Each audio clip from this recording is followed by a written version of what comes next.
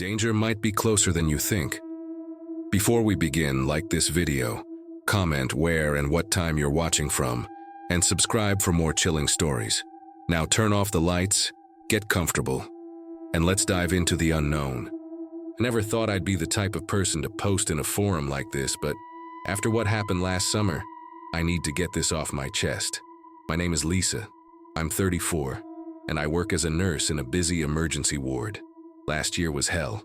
Long shifts, constant stress, patients dying alone because of hospital restrictions. I was burned out in a way I didn't even recognize until my supervisor suggested I take time off. So, I did something I hadn't done in years. I packed up my gear, loaded my car, and drove to Trinity Alps for a solo camping trip. I needed silence. I needed to be away from the noise, the beeping monitors, the fluorescent lights. Just me, the trees, and the sound of the creek running beside my tent. I chose a spot near Canyon Creek Lakes, not too far off the main trail, but secluded enough that I wouldn't have to deal with crowds. It was late afternoon when I got there, and I took my time setting up. Tent, camp stove, bear bag hanging from a high branch. I had done this a dozen times before, and I wasn't scared. The forest felt alive in the way it always does. Branches swaying in the wind, the distant call of a hawk. As the sun dipped behind the mountains, I made dinner, drank some tea, and sat by the creek, letting the exhaustion of the past year melt away. It felt good, peaceful. I fell asleep easily that night, cocooned in my sleeping bag, listening to the faint rustle of leaves outside my tent. Then, around 2 a.m., I woke up. I didn't know why at first. There was no loud noise, no sudden movement, just that prickling feeling, the one that makes the hair on your arms stand up. I lay still, listening, and that's when I heard it. Footsteps, not the scampering of a raccoon or the heavy plod of a deer.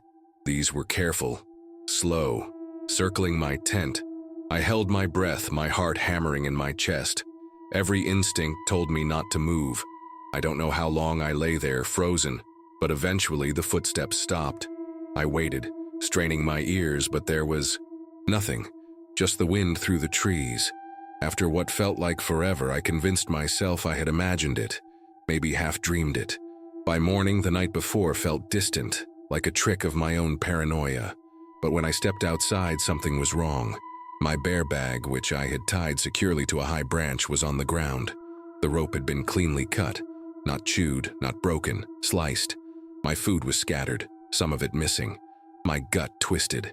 Animals don't use knives. I looked around for tracks, expecting to see a raccoon's tiny prints or maybe a bear's heavy paws. Instead, I found something worse. Bare footprints, human, muddy, leading away from my campsite into the woods. But about 10 feet in, they just stopped, as if whoever made them had simply vanished. I stood there for a long time, staring at where the footprints ended. The rational part of my brain tried to make sense of it. Maybe the ground had dried up. Maybe they'd walked on rocks after that. But the dirt was damp, soft. It should have held tracks longer. I felt exposed, like I was being watched. I scanned the trees, half expecting to see someone standing there, hidden in the branches. But there was nothing, no movement, no sound except for the creek gurgling behind me. My gut told me to pack up and leave, but I pushed the thought away. I was being ridiculous. This was probably some weird hiker prank, right? People left carved symbols and weird rock stacks on trails all the time. Maybe this was just some idiot trying to scare campers. I forced myself to eat breakfast, shaking off the unease. Still, I couldn't stop thinking about it. As I hiked a few miles down the trail later that morning, the trees felt different, like they were pressing in closer, like the space between them was smaller than before. I didn't pass a single person, which was strange for such a popular area. Even the birds seemed quieter. The only sound was my own breathing and the crunch of my boots on the dirt. I tried to focus on the beauty of the place, but every time I looked over my shoulder, I felt that same creeping sensation that I wasn't alone, that someone was just out of sight, watching me. I told myself I was being paranoid. I even said it out loud at one point, just to break the silence. But my voice sounded wrong out here, too loud, like the trees were swallowing the sound before it could reach anything else. By the time I made it back to camp, the sun was already low. I decided to turn in early. I'd had, enough weirdness for one day. I made sure my bear bag was secure this time, zipped myself inside my tent, and forced myself to sleep. But at exactly 2 a.m. I woke up again. The same feeling, that static electricity charge in the air. And then, the footsteps. Closer this time. Slower, deliberate. My mouth went dry. My hands clenched into fists inside my sleeping bag. I listened as the steps circled my tent once, twice, and then stopped right at the entrance. The fabric of the tent shifted. Barely, but enough that I saw it. A shadow. Tall, motionless. Someone was standing right outside. I couldn't breathe. I couldn't move. I just lay there, every muscle locked in place. The shadow didn't move either. Just stood there. I didn't hear breathing. No rustling, no shifting, just presence. I don't know how long I lay there, but eventually my body started shaking. Not from cold, but from sheer adrenaline. Then in the silence, I heard something that still makes my stomach turn when I think about it. A whisper, not words, not a voice I recognized. Just a breathy, low sound right outside my tent. That was it. I snapped. I fumbled for the knife I kept near my sleeping bag, and in one motion I unzipped the tent and lunged out, my flashlight in one hand, knife in the other. There was nothing there. My flashlight cut through the dark, bouncing off the trees, the creek, the damp earth. The night was still, unnervingly quiet, as if the forest itself had been holding its breath. My heart was pounding so hard I could hear it in my ears. I spun in every direction, expecting to see someone darting into the trees, but there was no one. No footprints, no signs of movement, nothing. And yet I knew. I wasn't alone. My instincts were screaming at me, my body telling me to run. I backed toward my tent, the beam of my flashlight shaking in my hand. That's when I saw it. On the tree right next to my tent, something was carved into the bark. Deep, jagged slashes, as if made in a hurry. A spiral. Not perfect, not symmetrical, erratic. It hadn't been there when I set up camp. My stomach twisted into knots. I suddenly felt lightheaded, dizzy, like the world had tilted slightly off-center. I don't remember making the decision. I just remember throwing my gear into my pack, leaving my tent behind, and getting the hell out of there. I hiked through the dark, barely stopping to breathe. I didn't care if I tripped, if I got lost. I just needed to leave. My flashlight flickered as, I reached the trailhead, but I didn't stop running until I was back at my car. The moment I locked the doors, my whole body gave out. My hands were shaking so badly I could barely get the keys into the ignition. When the engine finally roared to life, I checked my phone. 2:47 a.m. Less than an hour since I woke up, but it felt like an eternity. I sped down the empty road, not daring to look in my rearview mirror. I didn't stop until I hit a gas station miles away, where I finally allowed myself to breathe. I didn't sleep that night. I didn't even turn off the car. I just sat there, staring at the windshield, waiting for the sun to come up. I never reported it. What would I even say? There was no proof, no signs of another person, but I know what I heard, what I felt. Something was there with me that night, and the worst part? I still don't know what it wanted. I haven't been camping since. I still love the outdoors, but now every time I step into the woods, I get that feeling again. The one I had that night in Trinity Alps, that someone is watching, waiting. Story 2. I've been a truck driver for almost 15 years, and I've seen my share of weird things on the road, freak accidents, strange people, even the occasional UFO story from other drivers at truck stops.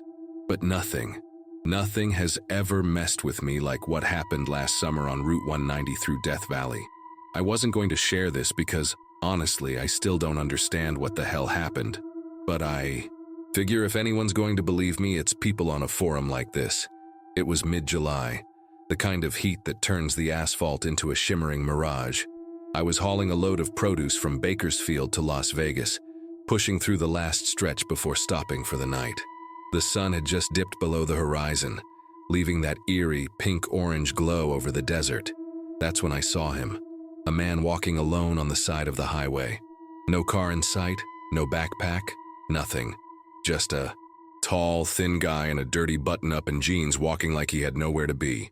Normally I don't pick up hitchhikers, but something about him, I don't know. Maybe it was the way he looked. Not desperate, not lost, just out of place. I pulled over, rolled down the window, and leaned out.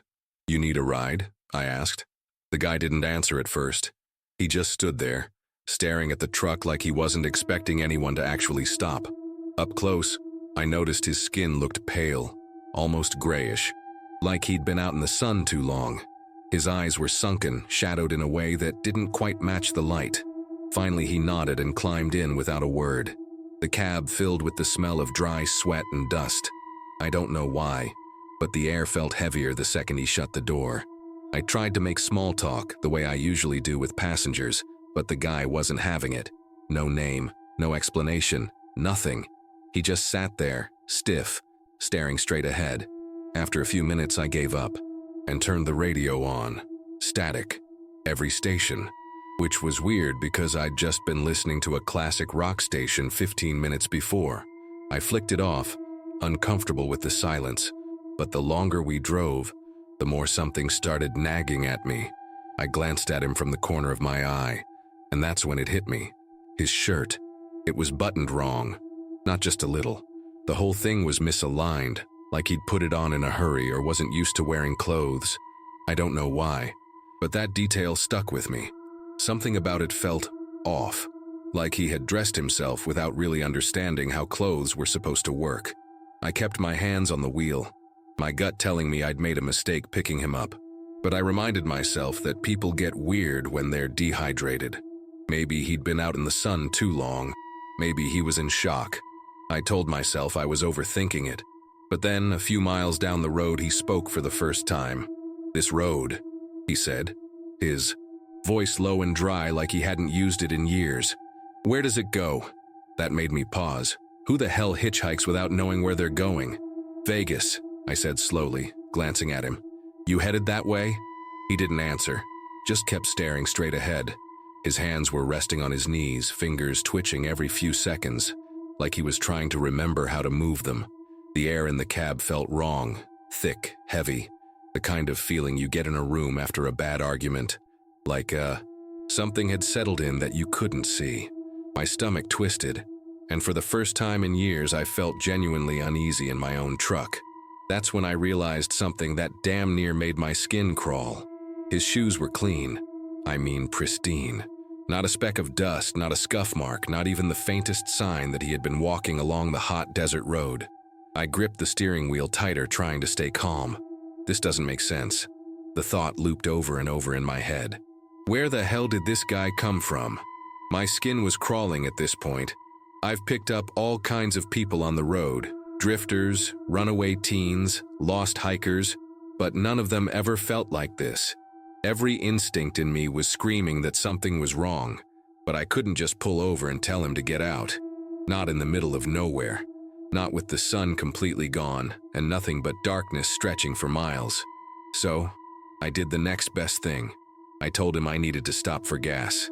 A station. Came up about 10 miles down the road. One of those rundown places with flickering lights and an old vending machine outside. I pulled in, put the truck in park, and turned to him. "Gonna grab a drink. You want anything?" He just shook his head, slow and deliberate. "Fine by me." I got out, shut the door behind me, and walked inside, breathing deep for the first time in an hour. The air conditioning hit me like a slap, and for a moment I felt stupid. Maybe I was just tired. Maybe the heat was getting to me. But then, as I was paying for a bottle of water, the cashier, a wiry old guy with sun-leathered skin, nodded toward my truck. "That your rig?" I glanced back at it through the window. "Yeah." He squinted. "You got a passenger?" My stomach dropped. "Yeah." "Why?" The old man frowned. "'Cause I've been watching since you pulled up. You got out alone." I swear the world tilted under me. My hands went cold. No, that's not right." I turned so fast I nearly knocked over a rack of snacks. The truck was sitting there, door shut, cab light on. I should have been able to see the hitchhiker inside, but the seat? It was empty. I ran outside, yanked open the passenger door. Nothing. No marks on the seat. No footprints in the dust outside the truck. Just gone. Like he was never there. My hands shook as I climbed back into the cab. I forced myself to breathe, my head spinning. Maybe he ran off. Maybe he snuck out while I was inside. but the doors were locked.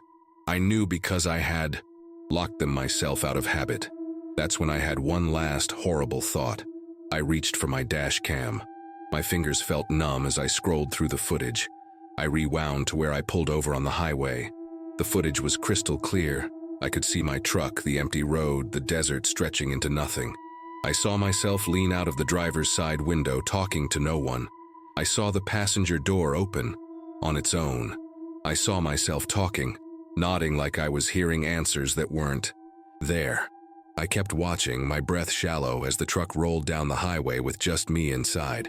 I haven't picked up a hitchhiker since, and I sure as hell don't drive through Death Valley at night anymore. Story 3. We weren't supposed to split up. That was the one rule we had. No one goes anywhere alone. It wasn't even about safety, really.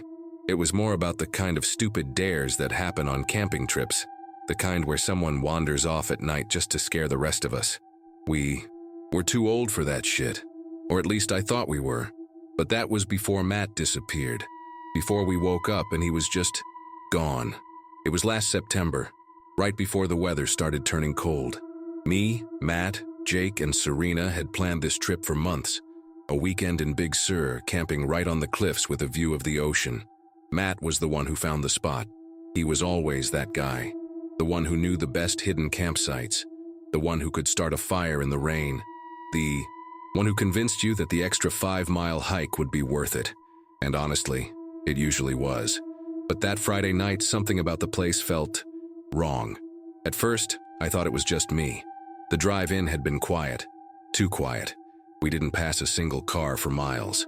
When we finally pulled off the road, the campsite was beautiful, sure, but something about it felt empty in a way I couldn't explain. Like we weren't supposed to be there. Jake joked that we had the whole place to ourselves, but I saw the way Serena kept glancing over her shoulder, like she was expecting to see someone standing at the tree line. Matt, of course, brushed it off. "It's perfect," he said, flashing that cocky grin. "No noise, no people, just us and the ocean." That first night, we built a fire, drank a little, told dumb stories. It almost felt normal, almost.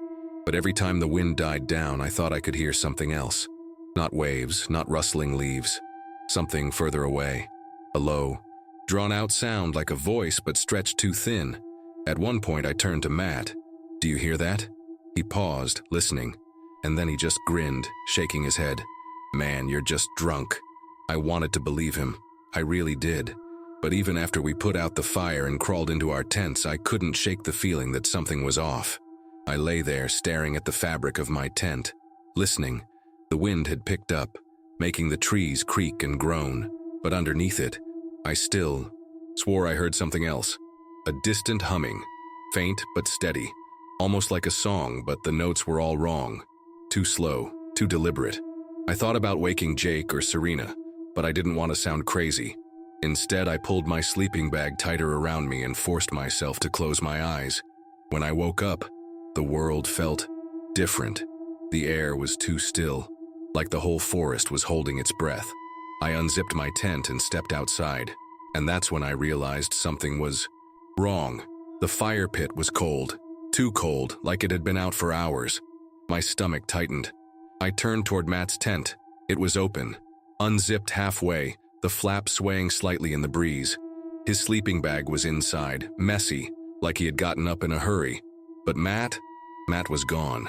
At first, we weren't panicked. Not really. We figured he went to take a piss, maybe went down to the cliffs to get a better view of the sunrise. But as the minutes stretched into an hour, unease started, creeping in. His boots were still at the campsite. His phone was still in the car. He hadn't just wandered off. He left with nothing. We called his name over and over, our voices swallowed by the wind. We walked the trails, checked the beach below the cliffs. Nothing. No footprints, no signs of a struggle. It was like he had just vanished. And then my phone buzzed. It was a message from Matt's number. "I'm fine. Don't look for me." My hands went ice cold. I turned to Jake and Serena, holding up phone. "Did either of you text him?" They shook their heads. Serena's face had gone pale. "His phone's still in the car," she whispered. I don't remember who moved first. Maybe it was Jake, maybe it was me. But within seconds we were running to the car. Serena fumbled with the door handle, yanking it open so fast she nearly tripped. And there it was, Matt's phone, right where we left it, face down on the passenger seat. I grabbed it, my hands shaking, and pressed the power button. The lock, screen lit up, no new messages, nothing sent, nothing received, just the same battery percentage as the night before, like it hadn't been touched. Jake took a deep breath, trying to stay logical. Maybe there's another phone. Maybe he had a second one. But even as he said it, I could see in his face that he didn't believe it. We knew Matt. He wasn't the kind of guy to just leave. And if he had, he wouldn't have left his boots. He wouldn't have texted from a phone that wasn't even on. Serena was the one who noticed it first. The footprints, leading away from the car, down toward the cliffs. Bare footprints, no shoes, no socks, just the outline of naked feet in the dirt. Too far apart, like whoever made them wasn't just walking. They were moving fast. We followed them without speaking, our breath coming in short, shallow gasps. And then, they stopped. Just like that. 10 feet from the edge of the cliff. Gone. We called the cops. They searched the area, questioned us, checked. Phone records. Nothing. No signs of Matt. No logical explanation for the text. No leads. They said it looked like he fell, that he got disoriented, walked too close to the edge. But there was no body, no broken branches, no disturbance in the brush. Just absence. His case is still open. His parents still put up flyers every few months. But me? I know we're never going to find him, because that wasn't Matt who texted us. It couldn't have been. And if it was, then whatever answered us that morning, it wasn't human anymore. Story 4. Chris and I weren't planning on stopping for the night. We had a schedule. We were supposed to push through to Flagstaff, where we had a cheap motel booked, nothing fancy, just a place to crash before the next leg of our road trip. But somewhere along Highway 62, deep in the Mojave, I started getting a bad headache. One of those pulsing, behind-the-eyes migraines that makes you feel like you're underwater. I told Chris I needed to stop, just for a few hours, just to rest my eyes. He didn't argue. He was tired too. That's when we saw it. The Hilltop Inn, a squat, single-story motel just off the road, the kind you'd picture in a crime documentary. Peeling white paint, flickering neon vacancy sign, a gravel lot with exactly one other car parked outside. I don't even remember seeing an exit sign or any indication that a motel should even be out here. But there it was, sitting in the middle of the desert, waiting for us. The lobby was strange, too clean, too quiet. The air smelled like lemon-scented cleaner, but there was no dust, no fingerprints on the front desk, no signs of use, like it had just been scrubbed down for the first time in years. The woman at the desk looked up when we walked in. Late 50s, heavy makeup, but her expression was completely blank. Not unfriendly, just off. "Room for two?" she asked, like she was already expecting us. Chris paid in cash. The woman handed us a key. A real key, not a card. Room 5. We thanked her, but she didn't respond. Just watched us as we walked out the door. When I glanced back, she was still staring, her eyes too wide, too unblinking. The room was exactly what you'd expect from a roadside motel. Dim lighting, outdated floral bedspread, a TV that looked like it hadn't been turned on in a decade, but something about it felt wrong. I don't mean dirty or creepy, just off. The air was stale, like no one had been in there for a long time. There were no scuff marks on the floor, no dents in the pillows, no tiny imperfections that come from people passing through. It was as if the room had been set up rather than used. I told myself I was just overtired. Chris took off his shoes and collapsed onto the bed, mumbling something about setting an alarm. I sat on the edge of mine, rubbing my temples, trying to shake off the lingering headache. That's when I noticed the voices, muffled, coming from the room next door. Not loud, just a low murmur, like someone having a quiet conversation. I couldn't make out the words, but there was something wrong about the rhythm. Too steady. No pauses, no change in tone. Just constant. Chris was half asleep already, so I got up and pressed my ear to the wall. The voices didn't sound normal. They weren't arguing, they weren't laughing, they were just talking. A never-ending stream of words, like a radio left on in another language. I pulled away, shivering. My stomach felt tight. There was only one other car in the lot when we arrived. If that room was occupied, wouldn't we have seen someone? I walked to the window, peeking through the curtain at the parking lot outside. The car was gone. I froze. My mind immediately started trying to rationalize it. Maybe the car belonged to the motel owner. Maybe someone else checked in late. But deep down, I knew that wasn't right. The road outside was empty. There were no headlights, no engine sounds, no sign that anyone had left. Just absence. And yet, the voices next door kept going, steady and unbroken. I turned back to Chris, my pulse hammering in my throat. "Hey," I whispered, shaking his shoulder. "Wake up." He groaned but barely stirred. I tried again, more urgent this time.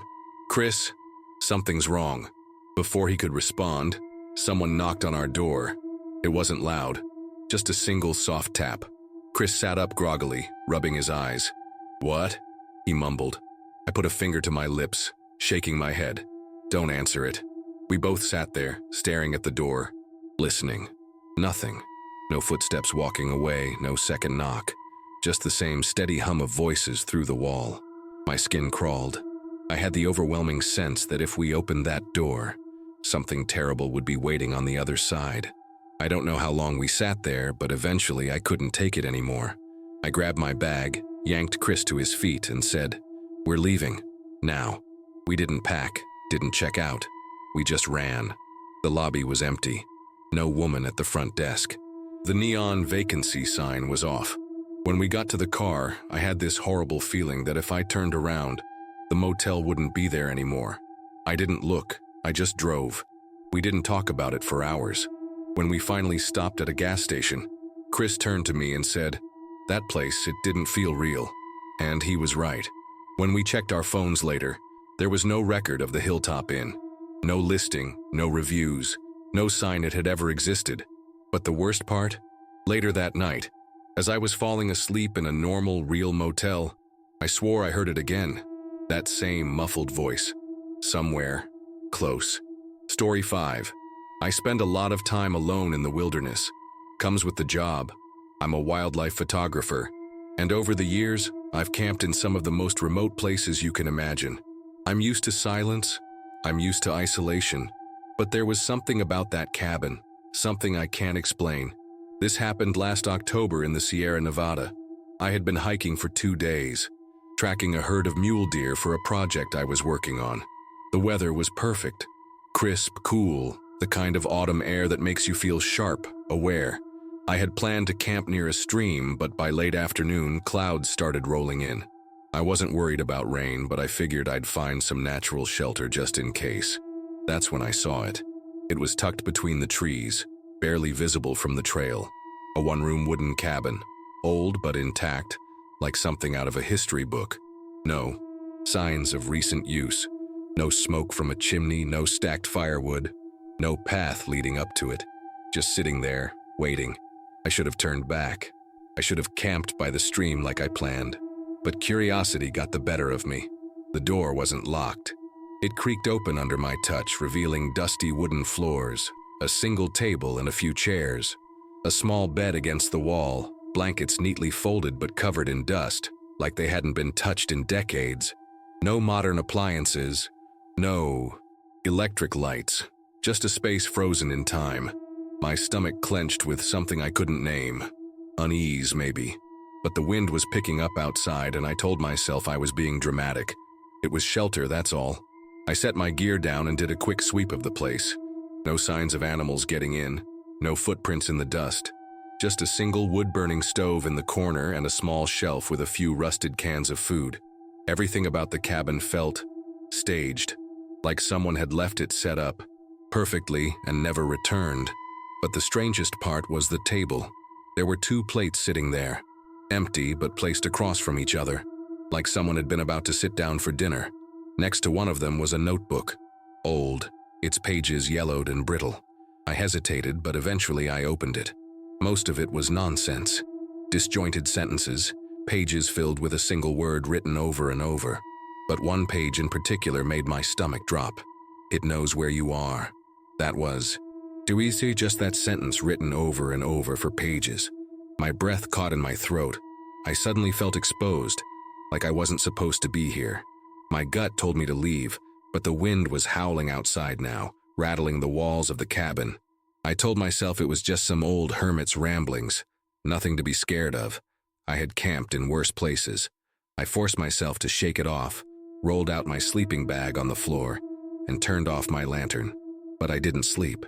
Not at first. Because sometime in the middle of the night I heard it. A knock at the door. It wasn't loud, just a single, sharp knock. Deliberate. I shot up, my breath caught in my throat, every nerve in my body on fire. I reached for my flashlight with shaking hands and pointed it at the door. No sound, no movement. Just the wind outside howling through the trees. My mind scrambled for an explanation. An animal? A tree branch? But knocking. That was human. I forced myself to stay still, listening. A minute passed. Then two. And just when I started convincing myself I had imagined it, another knock. Same as before. One single, deliberate tap. This time, it came from the wall behind me. I was done. My hands fumbled as I shoved my sleeping bag into my pack. I didn't care about the storm outside. I didn't care about the time. I needed to leave. I grabbed my gear and swung the door open and stopped cold. There, in the dirt just outside the cabin, were footprints. Fresh ones, leading to the door. But the thing that made my stomach drop? There were no footprints leading away. I ran. I didn't stop, didn't look back. I hiked through the dark, tripping over roots, branches clawing at my arms.